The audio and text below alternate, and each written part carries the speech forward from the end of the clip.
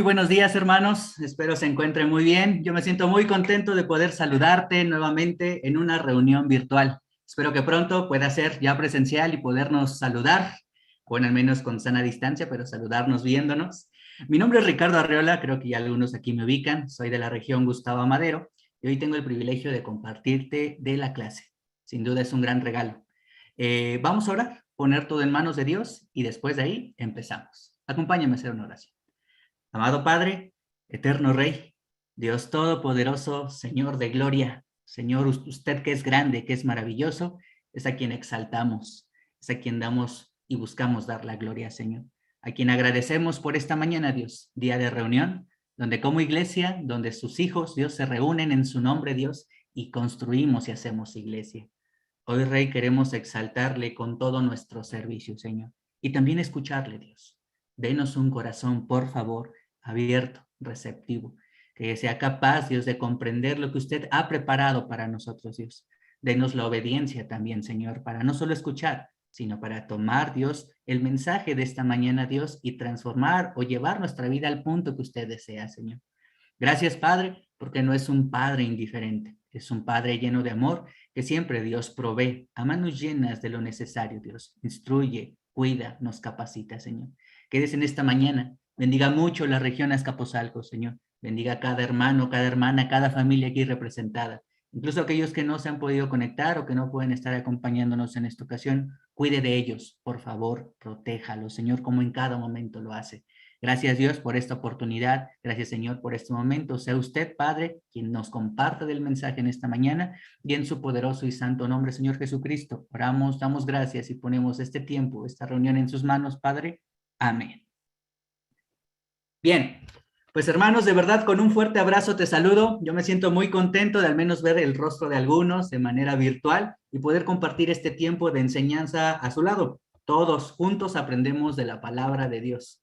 Hoy, hermano, daremos continuidad. Déjame aquí mover algunas cosas porque no te alcanzo a ver. Listo. Compartiremos una nueva clase de esta serie que como iglesia están estudiando, Jesús, el siervo sufriente.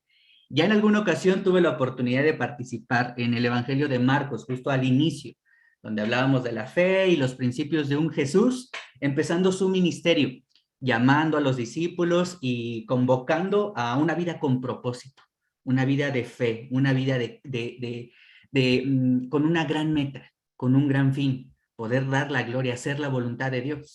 El día de hoy nos ubicamos ya con un Jesús enseñando efectivamente el propósito por el cual estaba aquí. El título de esta clase, el título de la clase del día de hoy es Confirmación en una sola palabra. Confirmación en una sola palabra. Y quisiera preguntarte, bueno, te cuento un poco, en el mundo religioso la palabra confirmación se considera como un sacramento. Y confirmación es afirmación, es afirmar tu fe, afirmar tu propósito, afirmar tu decisión. Muchos de aquí hemos salido de toda la religiosidad. Nosotros no tenemos una confirmación. ¿O sí? ¿Qué es la confirmación? Desde el mundo religioso y como lo ven a una afirmación de lo que tú crees, también existe la palabra confirmación en el mundo secular, de hecho en nuestra vida cotidiana. No sé si te ha pasado que quedas con alguna persona, haces una cita y confirmas, pero nuestra tendencia no es a la confirmación, sino a la requete recontra reconfirmación. Es decir, reafirmamos y reconfirmamos que sí nos vamos a ver y aunque ya sea un hecho, reafirmamos y reconfirmamos que sí vamos a llegar a tener ese tiempo por llamada, por mensaje. Es decir, es una palabra muy común. Tenemos confirmación o queremos buscar una confirmación de todo para no ir en vano a algún lugar o a alguna cita. Reconfirmamos que va a llegar la persona o el hermano al cual citamos. La palabra reconfirmación va de este extremo a este extremo. El propósito es afianzar, afirmar algo. Y en este momento Jesús, según el contexto, tú ya viste la clase pasada, Jesús anuncia su muerte. Imagínate un Jesús rodeado de sus discípulos que lo ven en acción, predicando en las sinagogas, enseñando, haciendo milagros. Recién acababa de alimentar a toda una multitud. Jesús se había mostrado como el Mesías, el Hijo del Hombre. Y de pronto llega con las personas más cercanas, sus discípulos, y les dice, el Hijo del Hombre va a ser entregado y morirá a manos de los pecadores.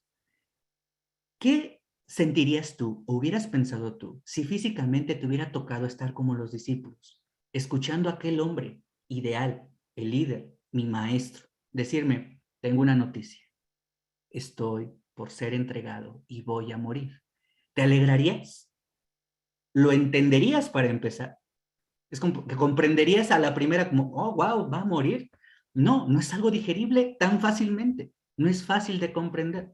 Pues con este contexto nos ubicamos en Marcos 9. Vamos a empezar, Marcos 9, versículo 2. Y acompáñame a dar lectura, porque dice así. 6 días después, Jesús tomó consigo a Pedro, a Jacobo y a Juan. No es la primera vez que vemos a este trío de hombres de confianza, los cuales el maestro los lleva a ciertos lugares específicos o exclusivos. Dice, 6 días después de que Jesús anuncia su muerte, Jesús toma consigo a estos tres y los lleva a una montaña alta donde estaban solos. ¿Sí? Nuevamente nuestro maestro Jesús lleva a este trío, a Pedro, a Jacobo y a Juan, a una montaña, a un monte, donde iban a estar solos. Pero continúa la escritura diciendo, allí se transfiguró en presencia de ellos. Quiero confesarte un poco algunas cosas. Siempre he oído a escrituras así. De hecho, entre todas las listas de la Biblia, tengo ahí una lista de cosas que no logro comprender a la primera. Y es como la transfiguración de Jesús, no es lo primero como, oh sí, en un tiempo normal hablemos de la transfiguración de Jesús. Porque ¿qué es la transfiguración de Jesús? ¿Tú podrías hoy decir qué es la transfiguración de Jesús? Un fragmento conocido, pero que muchas veces evadimos. Pues justo aquí es donde vamos a ubicar nuestro estudio. Mira, transfiguró.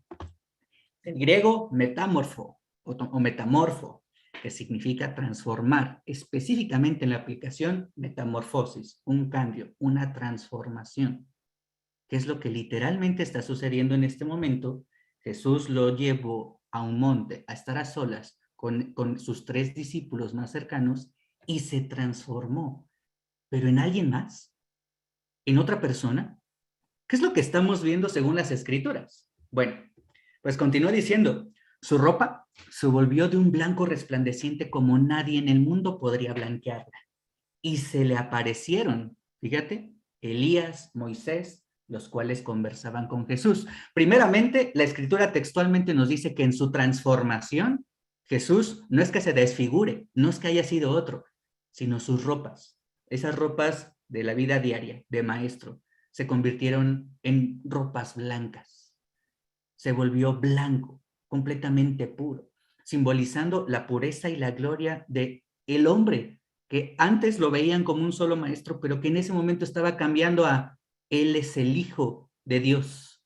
Su gloria blanca, pura, santa, es Él a quien hoy quiero que vean. Esta acción podríamos dejarlo textualmente como, ah, wow, qué increíble, ya lo entendimos, pero no sé si estamos comprendiendo todos aquí lo que está sucediendo. Dice que no hay blancura en este mundo que pueda existir comparada a esta. Se volvió en algo blanco resplandeciente. Y no solamente este acontecimiento queda así de comprendible. No sé si tú ya lo entendiste, sino que dice que en este momento se les aparece Elías y Moisés, los cuales estaban conversando con Jesús. Vamos a ser mucho más cercanos y gracias a Dios que somos familia y somos iglesia. ¿Qué es lo que está ocurriendo? Jesús lleva a sus discípulos a un monte a solas a mostrar algo extraordinario, algo paranormal, algo que no es muy común. Jesús está cambiando de forma, reafirmando algo. Dice que Él se convirtió, lejos de carne, como tú y como yo, en algo blanco, puro, deslumbrante. ¿Te imaginas ver esto? Si de por sí se escucha un ruido aquí en la cocina, yo salgo corriendo porque soy medio miedoso, ¿no? Y no soy el único. Si pasa algo que no logro comprender, me da pavor, porque no comprendemos o no vemos mucho más allá. Estamos acostumbrados a ver lo que se toca. Esto no era fácil de comprender, pero Jesús se encontraba en un momento mucho más allá de lo palpable. Lleva a su trío de confianza y transforma su esencia para convertirse en algo blanco, puro, santo, algo que mostraría la gloria. Y no solo sucede esto, sino dice la escritura, aparece Elías y aparece Moisés. ¿Cómo ves? Sí, dice aparecen como una revelación. De la nada figuraron Elías y Moisés. No sé si sepas quién es Elías. Elías, uno de los profetas mayores. Según las escrituras en el Antiguo Testamento, aquel hombre que fue capaz de bajar fuego del cielo por su fe, aquel hombre que como un profeta mayor anunció el nombre del Dios de Israel con gran importancia, que hizo la transformación del pueblo escogido y que incluso, dicen las escrituras, que fue elevado al cielo sin morir. ¿Lo sabías? El Antiguo Testamento narra que en un carruaje fue llevado a la presencia de Dios. Este personaje llamado Elías, según la referencia que tenemos en el Evangelio de Marcos, es quien estaba hablando con nuestro personaje llamado Jesús, nuestro maestro. Y no era el único, también estaba Moisés, aquel hombre líder, hombre fiel, de corazón puro, que conforme a la voluntad del Dios Todopoderoso, salvó y rescató al pueblo abriendo los mares del Mar Rojo. ¿Qué piensas, Hombre de fe que acompañaba a Jesús reafirmando y que incluso, según las escrituras, recibió las tablas de la ley en el monte Joreb. Estos personajes no son cualquier personaje. Dice que uno era Elías y el otro era Moisés. Aquí quiero hacer una pausa. Vamos a continuar leyendo después de esta referencia. Tomando la palabra, fíjate cuál fue la primera reacción y comprendiendo lo que está sucediendo. Pedro le dijo a Jesús, Rabí, es decir, maestro, qué bien que estemos aquí, qué afortunados somos. Podemos levantar, dice la escritura, 3 albergues, uno para ti, otro para Moisés y otro para Elías. Pero aquí hay una connotación del autor Marcos. No sabían qué decir porque todos estaban asustados. Estamos hablando de un momento no tan palpable, algo extraordinario. No solo Jesús estaba blanco y resplandeciente, sino dicen las escrituras que estaban 2 personajes de fe. Ellos no tenían una referencia a través de las escrituras. Aquí tengo una super Biblia. Y no por el tamaño te quiere decir que sea más grande el personaje es grande. Elías y Moisés, ellos no tenían una Biblia del cual aprender de Elías o de Moisés. Ellos tenían la palabra hablada. La ley expresaba de los profetas Elías y Moisés como hombres de fe que habían hecho cosas extraordinarias. No sabían ninguna referencia conforme a las escrituras o algo que una bibliografía en internet, no. Ellos reconocieron estos 2 personajes hablando y discutiendo con Jesús, afirmando algo. Él es el Hijo del Hombre. Y en su primera reacción, sin comprenderlo, fíjate, muchos, a lo mejor tú y yo reaccionaríamos de la misma forma. Pedro, según las escrituras, es, pues vamos a hacer algo, ¿no? Tenemos aquí a Jesús, a Moisés y a Elías. Vamos a construir 3 chocitas, 3 moradas, 3 tiendas, para que descansen. Vamos a recibirlo. Tú y yo podríamos haber reaccionado de la misma forma. No sabemos ni comprendemos qué es lo que está ocurriendo, pero lo que está en nuestras manos va a ser nuestra primera solución. Hagamos 3 albergues, dice la NBI, uno para cada uno. Y esto, según la escritura, lo expresa porque estaba asustado. Y ahora, ¿nosotros qué hacemos, Jacobo? Oye, ¿y nosotros qué? ¿No? Que estamos viendo algo que no podemos explicar. Pues mira, continúa así. Entonces apareció una nube que los envolvió. Jesús no respondió a la petición de Pedro o a la propuesta de Pedro. Dice que de la nada apareció nuevamente. Aparecer es revelar. De la nada se reveló una nube que los envolvió, de la cual, fíjate lo que está diciendo la escritura, salió una voz que dijo, este es mi hijo amado, escúchenlo. Y todo este contexto y este momento, este acontecimiento extraordinario, maravilloso, lleno de gloria, simboliza algo. La nube, por más físico que pueda ser niebla o algo borroso, era la presencia de Dios, según la revelación o los estudiosos de la Biblia en este pasaje, nos dicen que Dios está afirmando primero que entre los profetas del Antiguo Testamento y la ley que representa a Moisés, Dios estaba confirmando el nombre de Jesús como, este es mi hijo amado. Imagínate, el gran privilegio de algo que no podría comprender estos 3 discípulos, lo que estaba ocurriendo. Dios estaba afirmando que Jesús era su hijo amado. No fue Jesús mismo diciendo, yo soy el hijo del hombre. Era Dios diciendo, él, el que hoy ven blanco y resplandeciente es mi hijo. Ya no tengan dudas. Yo estoy confirmando, recontra confirmando. Algo que no podemos comprender fácilmente. Él es mi hijo amado. En el griego, hijo, que significa mi representante. ¿Recuerdas que el Evangelio de Marcos empieza con esa profecía de que aquel niño llamado, nacido en un pesebre, sería el Emmanuel para todos nosotros? Me anima mucho estas referencias. ¿Recuerdas qué significa Emmanuel? Significa Dios entre nosotros. Es decir, que el Padre en una nube con una gran voz estaba confirmando que ese personaje maestro que hacía milagros, que anunciaba la palabra, que alimentaba necesitados o que sanaba enfermos, iba mucho más allá del gran profeta, del gran personaje. Es el Hijo de Dios, el Dios entre nosotros. No sé si lo estás viendo de la misma forma que hoy lo veo, pero esto es maravilloso, hermano, porque va mucho más allá de lo comprensible textualmente. Y no solamente Dios afirma, este es mi hijo amado, sino que también aquí dice, escúchenlo. Sí, una parte es la confirmación de Dios. Él es mi hijo amado, Jesús es mi hijo amado. Ahora, escúchalo. Y escúchalo viene del griego akuo, que significa atender, comprender. No solamente escuchar, no solamente es verte rodeado de una nube que ni siquiera puedes comprender de dónde viene, que te está afirmando Jesús es mi hijo, Jesús es Dios entre nosotros, sino que también te está diciendo atiende y comprende. Va mucho más allá de lo que humanamente podemos ver. La confirmación de Jesús es algo mucho más allá de lo que podemos comprender fácilmente. Este es el punto de esta clase, hermano, que la confirmación en una sola palabra es cuestionar. ¿Hoy tu fe está afianzada en ese Jesús, el Hijo de Dios? ¿Realmente crees en ese Jesús, el Hijo del Dios Todopoderoso? Hoy cada vez que oras, cada vez que alabas, cada vez que sirves, comprendes que le estás sirviendo al Dios capaz de hacer absolutamente todo, mucho más allá de lo comprensible. Si es así, amén. Y que la gloria sea para Dios.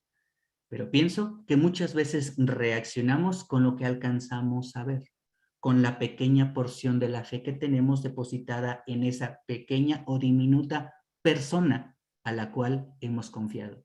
Un Jesús que sí sabemos que es el Hijo de Dios, pero que tal vez no creemos completamente quién es ese Hijo de Dios, o es el Hijo de Dios, ¿no? Mira, para poder explicarte esto, la historia no solo termina en el fragmento de estudio en esta mañana con la transfiguración de Jesús, porque fíjate lo que dice en el versículo 8.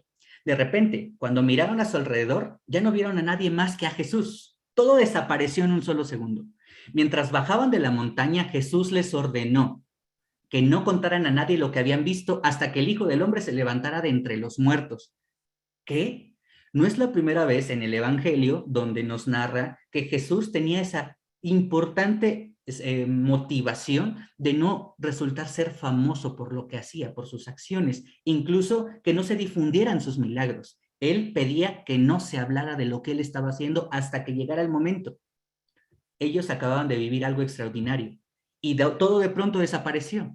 Jesús, bajando con ellos, les ordena, no le cuenten nada a nadie.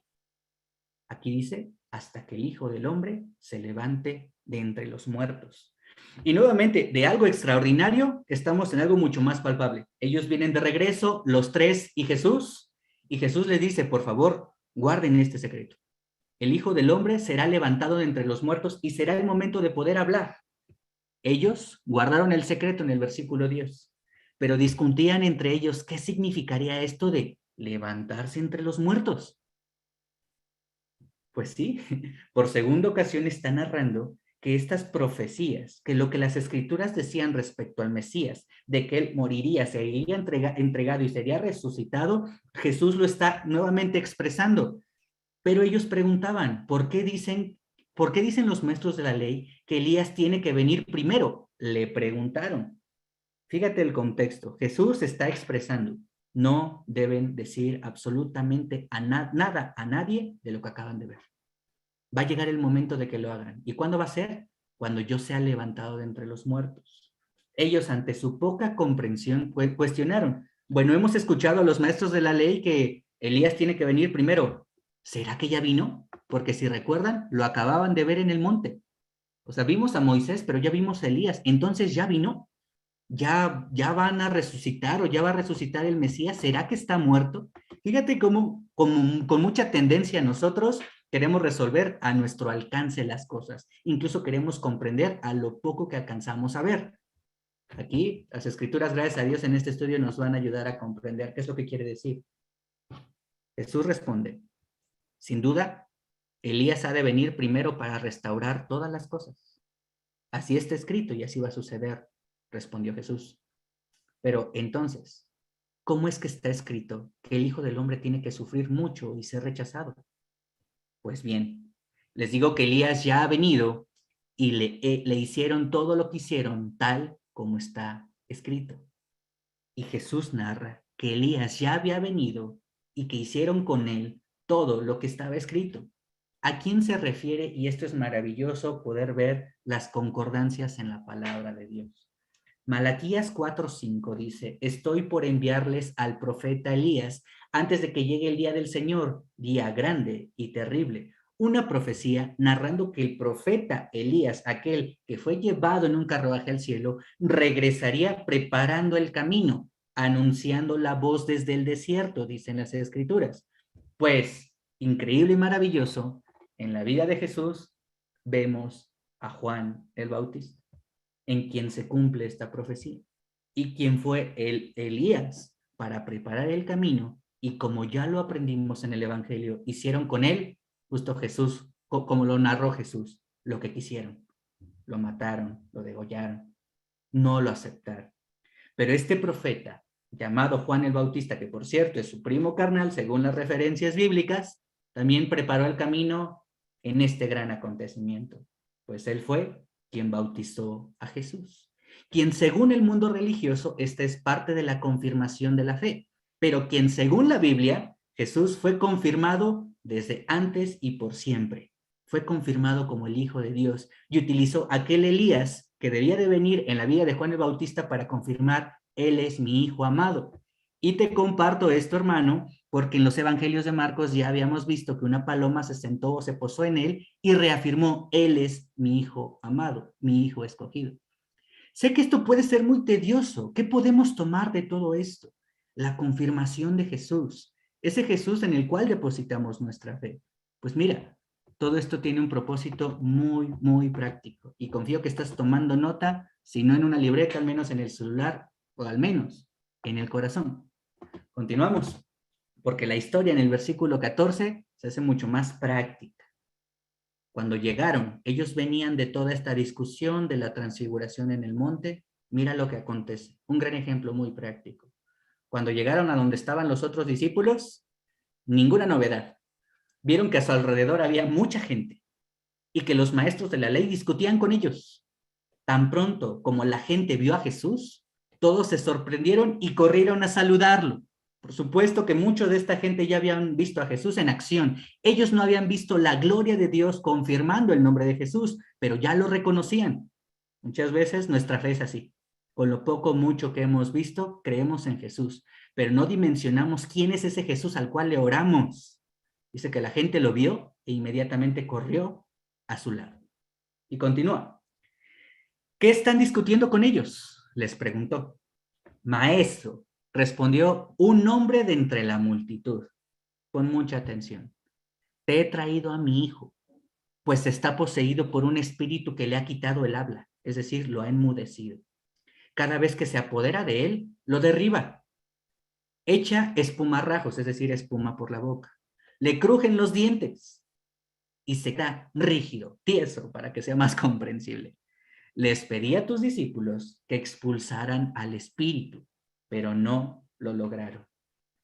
Aquí, hermano y amigo que escuchas esto, no es la primera vez que vemos algo extraordinario, no solamente divino como la transfiguración, sino estamos viendo una entidad maligna poseyendo a un joven, a un hombre, el hijo de un hombre que le había enmudecido y que al parecer este espíritu, dice, le estaba haciendo muchísimo daño. Hacía que saliera espuma de la boca, le crujían los dientes y lo entumecía, lo hacía rígido. Los discípulos habían recibido a este hombre con una petición, por favor, expulsen este demonio. Por favor, ayúdenlo. Pero aquí dice la escritura que ellos no lo lograron. Primero, en la connotación práctica, tú y yo tenemos ese Jesús divino, aquel que resplandece en su gloria. Y si hoy no lo crees, quiero animarte a depositar tu fe en ello. Todos tenemos un Dios entre nosotros en nuestro interior. Jesús va mucho más allá de lo físico. Jesús se hizo el Emmanuel para que todos tuviéramos la esencia de Dios en nuestras vidas. Por supuesto, no haciéndonos Dios. Él es Dios. Nosotros somos sus hijos. Pero si Jesús está en nosotros, es decir, que tenemos la autoridad, el poder, la seguridad, la confirmación de poder ayudar a alguien, poder ayudar al necesitado. Yo quiero preguntarte, cuando alguien te confirma y te dice, wow, eres un chico muy capaz, eres un hombre muy, tienes muchos talentos, qué increíble haces estas cosas. Oye, eres muy bueno para cocinar, para compartir, para escuchar. ¿Lo crees? ¿Lo crees? Yo creo que sí, dependiendo de mucho la situación en el corazón. O de dos, nos envanece decir, wow, soy increíble. O la mayoría de nosotros decimos, no, ¿cómo crees? Yo no soy eso. Posiblemente sea humildad, pero ¿será que es humildad? Veamos esto. En la confirmación, la realidad es que tú y yo somos hijos de Dios, hemos decidido ser hijos de Dios. Y aunque en el mundo no valíamos nada, hoy tenemos a Dios en nuestras vidas. Y no somos nosotros los que somos buenos para escuchar, para ayudar o para servir a los demás. ¿Sabes quién es? Es Dios. No es que tú rechaces el comentario de los demás. Toda la gloria sea a Dios. Los discípulos eran capaces de expulsar y ayudar a estas personas, pero algo sucedió, algo que normalmente sucede en nuestras vidas. Y a lo mejor en este momento te encuentras así. Vamos a aprender de lo que sucede en este ejemplo. Dice aquí que les pedí a tus discípulos que expulsaran al espíritu, pero no lo lograron. Y continúa. Ah, gente incrédula, respondió Jesús. ¿Hasta cuándo tendré que estar con ustedes? Me apasiona mucho ver a un Jesús así. ¿Hasta cuándo tendré que soportarlos? Traigan al muchacho. Primeramente te dice gente sin fe. Te dice generación sin fe. Imagínate que Jesús encontrara su iglesia como una iglesia incrédula, que creemos en Jesús, pero no logramos creer realmente lo que Jesús puede hacer. Yo quiero preguntarte, ¿hoy tú crees que Jesús puede transformar o cambiar el corazón de aquella persona que puedes decir es muy necio, es muy terco? Yo creo que nunca va a conocer de Dios. Ten cuidado, Jesús tiene el poder para hacerlo. Y por supuesto, como alguna vez ya lo aprendimos, tú y yo estamos en el lugar preciso, adecuado y indicado para ayudar y servir a los demás. Tú no cambias el corazón de nadie, tú no transformas el corazón de nadie. Es aquel Jesús que logra hacerlo, pero por algo, Él está en nosotros. No para que hagamos lo mismo para Él, sino para que seamos utilizados por Él. Por eso Él le llama a sus discípulos gente incrédula, generación incrédula. Así le llamó a sus discípulos. Imagínate hoy cómo podría llamarle a su iglesia, en el punto y en el momento en el cual está hoy.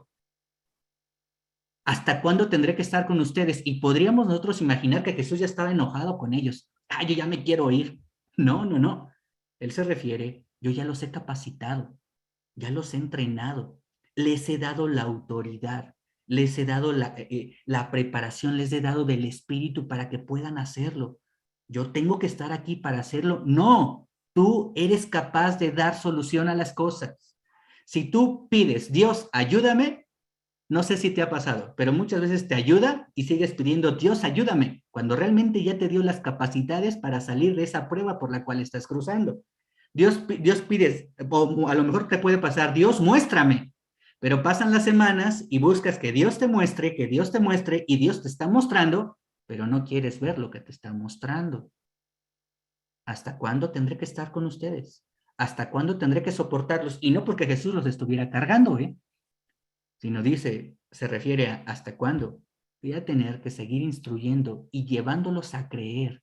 Ustedes son capaces de hacerlo por algo, porque yo estoy a su lado. Aquí dice, tráiganme al muchacho. Y Jesús, perdón, dio una solución. Continúa la historia narrando esto, que la confirmación de su autoridad y de su nombre se llega a cabo con solo una palabra. Acompáñame. Así que se lo llevaron. Tan pronto como vino Jesús, El espíritu sacudió de tal modo al muchacho que éste cayó al suelo y comenzó a revolcarse echando espumarajos, espuma por la boca. Fíjate lo que está diciendo.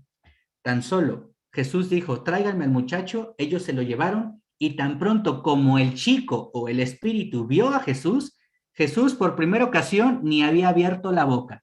No se refirió a él ni lo cuestionó. No se dirigió al hombre ni lo tocó. Dice que el espíritu vio a Jesús y con tal autoridad, el nombre de Jesús tenía tal poder que el espíritu sacude al muchacho, lo azota en el suelo, le sale espuma de la boca revolcándose y ¿qué es lo que ocurre? ¿Cuánto tiempo? Ahora sí, pregunta Jesús, hace que le pasa esto. Le preguntó Jesús al padre, no al chico, que no sé si te imaginas la escena, se estaba revolcando en el suelo. El espíritu lo estaba azotando. El padre responde, desde que era niño, contestó. Fíjate, muchas veces lo ha echado al fuego y al agua para matarlo. Si puedes, muchas veces lo ha echado al fuego y al agua para matarlo. Si puedes hacer algo, ten compasión de nosotros y ayúdanos. Con una pequeña pausa, lo que está ocurriendo en esto a mí me impresiona bastante. El Espíritu no necesitó confrontarse a Jesús. La autoridad y el nombre de Jesús era reconocido por el Espíritu impuro. Tú y yo, honestamente, ¿crees que nuestra fe es aquella fe que reconoce el nombre de Jesús, que teme, que reverencia, que comprendemos incluso que lo que está mal no está mal, primeramente porque muchos pensamos así ante los humanos, ante el hombre, sino realmente ante Dios? Cuando comprendemos y confirmamos el nombre de Jesús, nuestra devoción y nuestra fe, nuestra espiritualidad son muy diferentes. Porque realmente ante quien doblamos rodilla y ante el cual nos sometemos es ante Jesús, aquel que está en nuestras vidas. El espíritu impuro reconocía a Jesús y empezó a azotar al Hijo. Y mientras Jesús, que por cierto no había hecho nada más que solo estar ahí, como muchas veces está a nuestro lado, Jesús siempre está ahí y tiene el poder para hacer grandes cosas, para sacar hasta demonios impuros de nuestras vidas. Él le pregunta al Padre, ¿desde cuándo pasa eso? Pues desde niño. Probablemente este joven o este muchacho desde toda su vida estaba sufriendo por este espíritu que dice, a veces se lo llega al fuego para quemarlo o a veces lo lleva al agua para ahogarlo. Es decir, quiere acabar con él. La mayoría de nosotros nos acostumbramos a convivir con esa maldad, no específicamente con un espíritu maligno chocarrero, pero estamos tan acostumbrados a aquello que nos somete, a aquello que nos quiere asesinar, a aquello que nos quiere hacer daño, que ya nos acostumbramos a convivir o a confraternizar con eso que sabemos que no es correcto. Lo que ocurre con este chico muchas veces pasa con nosotros. Nuestra relación con Dios también es permisiva y compartimos y convivimos con el enemigo, con ese espíritu que nos hace daño, que muchas veces nos lleva al peligro y negociamos con él. De hecho, somos accesibles. Creemos que lo malo y lo fácil es mejor y decidimos hacerle más caso, o mejor dicho, dominarnos por ello. Aquí dice que el espíritu ya quería asesinar a este muchacho, pero Jesús no se quedó así, porque el hombre, el padre dice muchas veces, justo lo quiere asesinar, lo quiere matar. Pero fíjate este clamor. Si puedes hacer algo, si tú puedes hacer algo, ten compasión de nosotros y ayúdanos. El padre quería que su hijo sanara, que su hijo ya no tuviera este espíritu. Pero fíjate esta expresión ante el mismísimo Jesús. Jesús, si puedes hacer algo, ayúdanos. Ten compasión de nosotros. Si puedes hacer algo, fíjate lo que responde Jesús. ¿Cómo que si puedo? Hoy quiero transmitirte esta escritura animándote a hacer la tuya. Si alguna vez dudas, aún teniendo fe, de en quién crees y del poder de quién crees, porque nuestro Jesús, aquel que está en nuestra vida, es capaz de hacer todo, quiero animarte a tomar esto. ¿Cómo que si puedo? Hoy tú que escuchas esto. Jesús diciéndonos a cada uno de nosotros. ¿Cómo que si puedo? Para el que cree, todo es posible. El hombre respondió, sí creo. Exclamó de inmediato el padre del muchacho. Ayúdame, ten compasión en mi poca fe. Anima mucho este ejemplo y este testimonio, porque no solamente Dios en la transfiguración confirma el nombre de Jesús, sino la fe de un hombre de poca fe está confirmando quién es Jesús, aquel que es capaz de hacer absolutamente todo. Él con poca fe, pidiendo una necesidad por uno de sus hijos que estaba siendo endemoniado, que estaba endemoniado, está pidiendo la ayuda y tenía a Jesús enfrente, dice, yo, aunque tengo poca fe en ti, creo, ayúdame. Quiero preguntarte si tú hoy crees en ese Jesús que puedes ir a él de rodillas y por más cansado que estés, vas y con clamor, ayúdame, tú tienes la solución, puedes arreglar esto, puedes reparar mi matrimonio, puedes restaurar mi vida, puedes ayudarme en mi noviazgo, puedes ayudarme en mi trabajo, en la economía, en la casa, toda situación está en tus manos porque todo te es posible, aunque no tengo la fe que debería de tener, creo, porque tú eres capaz de hacerlo. ¿Por qué? Porque vas allá, vas mucho más allá del nombre de Jesús, has sido confirmado como el Hijo de Dios, su Hijo amado. Hermano, espero esto te anime, porque la confirmación en una sola palabra es esta: fe. Discípulo que estás escuchando esto, ¿quieres confirmar en tu vida que Jesús ha transformado tu vida? Veamos tu fe, veamos nuestra fe. ¿De qué tamaño es tu fe? ¿Le crees a Dios? O mejor dicho, ¿crees en Dios, pero también le crees a Dios? Jesús no solamente es aquel que anunció voy a morir por ti, el que estás escuchando esto, por mí que estoy hoy hablando esto, sino que también estaré entre ustedes para poder hacer todo, absolutamente todo. Solo cree en mí, afírmame. ¿Cómo puede un discípulo confirmar que tiene a Jesús en su vida a través de su fe?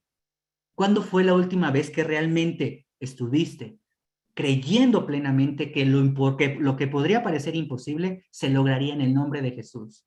Bien te lo dije, hasta sanar a algún enfermo. Sí, tú no lo puedes sanar, pero Jesús puede hacer su voluntad en ese enfermo, convertir a algún familiar, sacar del vicio, de la drogadicción a algún conocido, a algún ser amado. Esas necesidades que van mucho más allá de nuestras capacidades, de nuestra comprensión. Jesús puede lograrlo y quiero animarte con esto. Aún esa situación que te duele, que no has logrado soltar. Porque, ¿sabes? La palabra que afirma el nombre de Jesús llamada fe, también implica amar, también implica servir, también implica perdonar, también implica tener compasión. ¿Cuándo fue la última vez que creíste que realmente Jesús puede sanar ese corazón que está lastimado desde hace mucho? ¿Queremos confirmar a Jesús? Tengamos fe. Y la historia no termina aquí. Acompáñame, por favor. Vamos ahora al versículo 25. Al ver Jesús que se agolpaba, es decir, se acercaban a ellos en montones, mucha gente, reprendió al espíritu directamente. Espíritu sordo y mudo, dijo, te mando que salgas y que jamás vuelvas a entrar en él, con autoridad. Palabras firmes. Ese es nuestro Jesús, ese es nuestro maestro, aquel a quien seguimos. Con autoridad reprende al espíritu y dice que el espíritu, dando un alarido y sacudiendo violentamente al muchacho, salió de él. Este quedó como muerto. Por supuesto, hermano, que tú y yo, después de una buena batalla, de una batalla espiritual, terminamos cansados, como muertos, dice la Escritura, porque son batallas que no son fáciles de pelear, pero que solo con un poco o mucha fe podemos ganar. La autoridad del nombre de aquel que está entre nosotros puede darnos la victoria, y esto me anima mucho. Y aún no termina nuestro fragmento de estudio, ¿eh? Dice que este quedó como muerto, tanto que muchos decían, ya se murió. Pero Jesús lo tomó de la mano y lo levantó. Y el muchacho se puso de pie. Jesús hizo el milagro. Jesús tenía la autoridad y reafirmó el poder que tenía su nombre. Continúa la historia diciendo, cuando Jesús, después de este gran acontecimiento, y que es muy parecido a cada historia que hoy nos representa, nosotros fuimos aquellos que después de tener un espíritu maligno, Dios nos levantó, nos puso de pie y tenemos la gran oportunidad de tenerlo en nuestras vidas. Fíjate lo que continúa y vamos con el cierre. Cuando Jesús entró en casa, sus discípulos le preguntaron en privado, oye maestro, pues fíjate que tenemos ahí una duda. pues es que mientras tú te fuiste con los tres, pues nosotros estábamos aquí y no logramos hacerlo, no logramos darle una ayuda, no fuimos capaces. ¿Por qué nosotros no pudimos expulsarlo?, preguntaron. Esta clase de demonio solo se puede ser expulsada a fuerza de oración, respondió Jesús. Fíjate lo profundo y con lo cual concluimos esta clase. Esta clase de demonios solo puede ser expulsada a fuerza de oración, respondió Jesús. A fuerza de oración. Sí, la oración, el regalo más grande y menos valorado que hoy tenemos como creyentes en Jesús, la oración. Fuerza de oración, o mejor dicho, la palabra oración del griego proseue, que significa oración ferviente. Ferviente es total, completa, plena.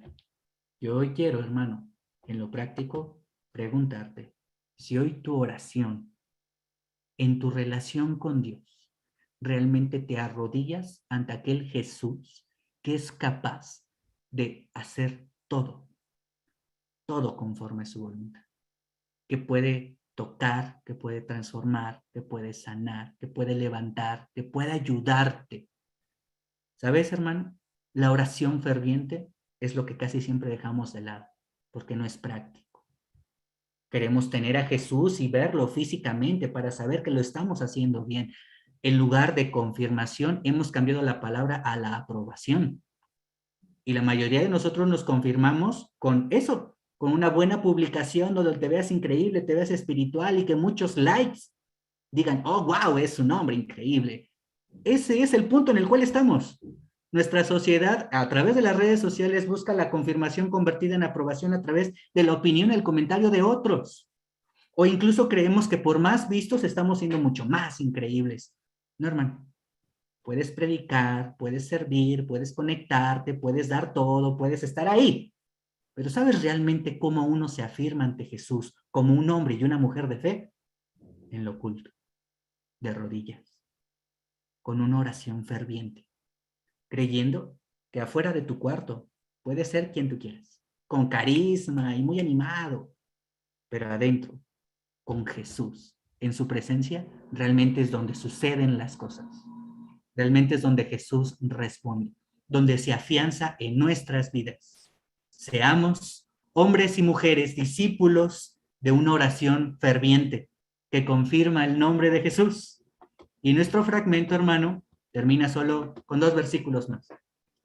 Dejaron aquel lugar y pasaron por Galilea, pero Jesús no quería que nadie lo supiera. Nuevamente, Jesús no quería que nadie lo supiera. ¿Pero por qué? Porque estaba instruyendo a sus discípulos. ¿En qué? Sí, Jesús seguía instruyendo y capacitando a aquellos discípulos que si no hubieran comprendido esto, hermano, hoy después de casi 2000 años, no seguiríamos hablando de él. Dice que Jesús capacitó de tal manera a los suyos, a sus discípulos, con estas palabras. Él les decía, no vamos a entrar a Galilea. Lo que quiero que sepan es que el Hijo del Hombre va a ser entregado en manos de los hombres. Sí, el Mesías será entregado en manos de hombres. Lo van a matar y a los 3 días de muerto lo resucitará. Pero ellos no entendían lo que quería decir con esto y no se atrevían a preguntárselo. Por eso esta clase, hermano, habla de la confirmación. No es lo palpable de las cosas, ni incluso lo impactante de las palabras. Es lo poderoso de nuestra fe, depositada en el poderoso nombre de nuestro Señor Jesucristo. Aquel hermano que incluso Jesús mismo fue confirmado por Dios y que hoy tú y yo como iglesia podemos afianzar y confirmar que Jesús no solo es un personaje religioso, no solamente es una imagen a la cual muchos adoran, bueno, no inútilmente, falsamente, sino que Jesús es aquel que habita en su iglesia y que tiene la capacidad de levantar al caído y sacar cualquier espíritu impuro, incluso ese espíritu llamado incredulidad, que muchas veces habita en nosotros. Confirmemos el nombre de Jesús y démosle la gloria. Que nuestro Dios sea la gloria, hermanos. Espero que haya sido de ayuda como lo es para mí. Un fuerte abrazo y muchas gracias.